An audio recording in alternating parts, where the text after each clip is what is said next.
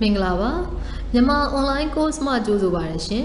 ဒီနေ့ပို့ချသွားမယ့်သင်ခန်းစာကတော့ CSS style ဆိုတာဘာလဲ CSS style တွေ browser ပေါ်မှာဘယ်လိုအလုပ်လုပ်တယ်လဲဆိုတာကိုပြောပြသွားမှာဖြစ်ပါတယ်ပထမဆုံးအနေနဲ့ပြောချင်တာကတော့ CSS style ၃မျိုးအကြောင်းကိုပြောပြသွားမှာဖြစ်ပါတယ်ဒီ CSS style ၃မျိုးအကြောင်းကို HTML fundamental course မှာလည်းပြောခဲ့ပြီးသွားပါပြီဒါပေမဲ့ဒီမှာထပ်ပြီးတော့ရှင်းပြပါမယ် CSS style ၃မျိုးရှိပါတယ်အဲ့ဒါတွေကတော့ external CSS style, embedded CSS style နဲ့ inline CSS style ဆိုပြီးတော့၃မျိုးရှိပါတယ်တစ်ခုက embedded style လို့လည်းသုံးလို့ရတယ်နောက်တစ်ခုကကြတော့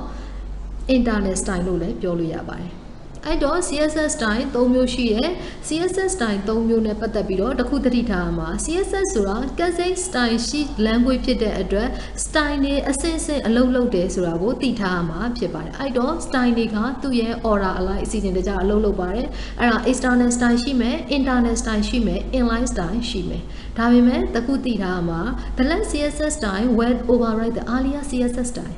နောက်ဆုံး CSS style ကဒါရှေ့ဆုံးမှာရှိတဲ့ CSS style တွေကို override ဖြစ်သွားမယ်သူ့ရဲ့ arbour ကလွှမ်းမိုးသွားမယ်သူ့ရဲ့ style ကလွှမ်းမိုးသွားမယ်ဆိုတာကိုပြောပြတာဖြစ်ပါတယ်ဒါဆိုရင်နောက်ဆုံး CSS style ကပဲအနိုင်ရမယ်လို့ပြောတာပါဒီပုံကိုကြည့်မယ်ဆိုရင်ဒါကတော့ CSS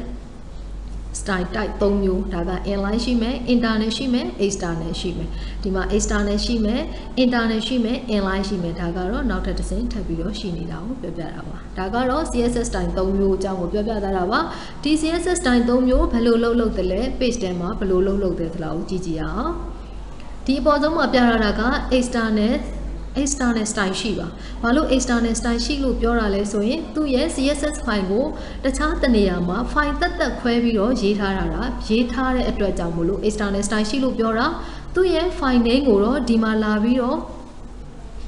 link လုပ်ပေးထားတာကိုမြင်ရပါမယ်ဒါက external ခွဲရေးထားတဲ့ file ရဲ့ name extension ကတော့ .css ပဲဖြစ်ရပါမယ်ဒါကတော့ external style ရှိကိုအသုံးပြုပုံမှာ external style ရှိကိုသုံးမယ်ဆိုရင် file တက်အပြင်မှာခွဲပြီးတော့ရေးမယ်နာမည်တစ်ခုနဲ့ save လုပ်ပြီးတော့တင်မယ်ပြန်ပြီးတော့ညှိုးညင်နေဆိုရင်ဒီနေရာမှာဒီလိုပုံစံမျိုးလေးရေးပြီးတော့ href ဆိုတဲ့နေရာမှာဒါကိုယ့်ရဲ့ file name ကိုလာပြီးတော့ပေးမယ်ဆိုတာ external style ရှိအသုံးပြုပုံ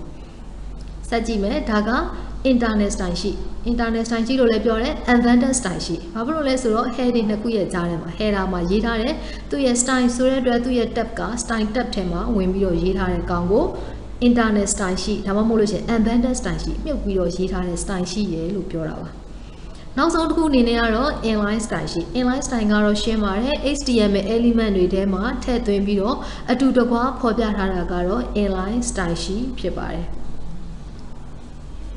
ဒါပေမဲ့ခုနပြောခဲ့သလိုပဲနောက်ဆုံး style ကရှေ့မှာရှိတဲ့ style တွေပေါ်မှာလွှမ်းမိုးသွားမှာပဲဖြစ်ပါတယ်နောက်ထပ်ပြီးတော့ကြည့်ကြအောင်အဲ့ဒီ style တွေ browser ပေါ်မှာဘယ်လိုလုပ်လဲဆိုတာကိုပြောပြမယ်အဲ့ဒီမှာတစ်ခုအရင်ဆုံးပြောပြချင်တာကတော့ browser rendering engine နဲ့ပတ်သက်ပြီးတော့ပြောပြချင်တယ် browser rendering engine ဆိုတာဘာလဲ browser rendering engine ဆိုတာ HTML content တွေကို markup လုပ်ပေးမယ်CSS style တွေကို browser ပေါ်မှာ format ချပေးဖို့အတွက် browser rendering engine ကလှုပ်ဆောင်ပေးပါတယ် browser rendering engine က CSS style တွေကိုဘယ်လိုအသုံးချသလဲဆိုတာကိုကြည့်ကြည့်ရအောင်ပထမဦးဆုံး browser က page ထဲမှာရှိတဲ့ span text တွေကိုလိုက်ပြီးတော့ရှာပါတယ်ပြီးတဲ့ချိန်ကျတော့မှ element တွေကိုစစ်တယ်ပြီးတော့မှ span text ထဲမှာရှိတဲ့ content တွေကိုထပ်ပြီးတော့ရှာပါတယ်ဒုတိယအနေနဲ့ကြတော့မှ page ထဲမှာရှိတဲ့ကြံရှိနေသေးတဲ့ element တွေကို browser ကထပ်ပြီးတော့ရှာပါတယ်ဒါကတော့ browser rendering engine ကအလုပ်လုပ်ပုံပါဘာအတွက်အလုပ်လုပ်ပေးရလဲဆိုရင် HTML content တွေကို markup တွဲဆက်ပေးဖို့အတွက်ရယ် CSS style တွေကို format အစီအစဉ်ချပေးဖို့အတွက်ဒီ browser rendering engine ကဒီလိုပထမတစ်ချက်ဒုတိယအချက်အနေနဲ့သူကလှုပ်ဆောင်ပြီးတော့ browser ပေါ်မှာဖော်ပြတာဖြစ်ပါတယ်အဲ့လိုပဲနောက်ဒုတိယအချက်အနေနဲ့ browser က CSS ရဲ့ classic style ရှိ CSS ရဲ့ rule ကိုသူကဘာဖြစ်မှာလဲဆိုရင်လိုက်နာမှာဖြစ်ပါတယ် CSS ရဲ့ rule ကဘာလဲဆိုလို့ရှိရင်နောက်ဆုံး final CSS style final style ကတော့ web ဝင်အနိုင်ရမယ်ဆိုတဲ့ rule ကိုဒီ browser rendering engine ကလည်း follow လုပ်မှာဖြစ်ပါတယ် style type ပေါ်မမီခိုပဲနဲ့နောက်ဆုံး style ကိုသာအနိုင်ပေးမှာဖြစ်ပါတယ်ဒါကတော့ CSS style တွေကို သုံးပြီးတော့ browser ပေါ်မှာဘယ်လိုအလုပ်လုပ်တယ်လဲဆိုတာကိုပြောပြသွားတာပါနောက်ထပ် CSS အသုံးချပုံတွေလည်းထပ်ပြီးတော့ကြံနေပါသေးတယ်နောက်ထပ်သင်ခန်းစာတွေကိုထပ်ပြီးတော့လေ့လာဖို့ဖိတ်ခေါ်ပါတယ်အားလုံးပဲကျေးဇူးတင်ပါတယ်